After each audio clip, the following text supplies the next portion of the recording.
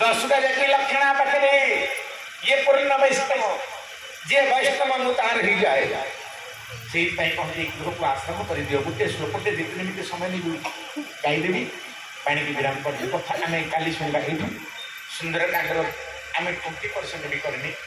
मैंने कथा अनुभव ये भितर जो दर्शन शास्त्र या भर जो शिक्षा मिले निज को निज परिवार को सजाइवाई नवा समय खाली मुझे आपको कहीदे जाऊनी ये कथा को मो भितर मुझे रखुची प्रभु जी कथा मुझे कहूँ से कथा मुझे पाई पारू ना मत भी सामर्थ्य दिया प्रभु मुझे आस्ते आस्ते मो भूल को बुझी को त्रुटि अच्छी बुझी मत निजक सजाड़ी आम जिते निजक सजाड़ा सेपटे आमर सब सजाड़ी हो ना नहीं आम निजक जिते बिगाड़ा आमर सब बिगड़ी आम सजाड़ा बिगाड़ा आमरी उपर निर्भर करुँच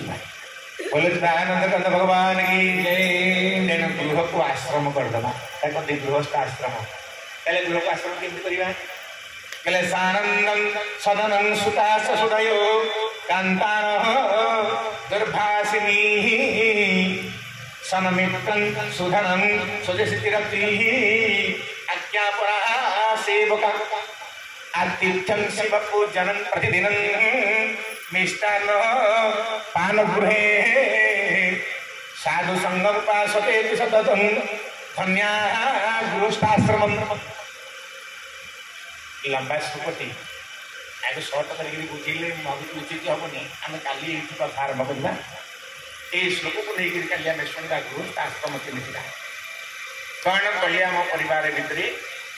छोटिया छोटिया कथा गुड़ाक शुणकर अच्छी आम श्लोकटी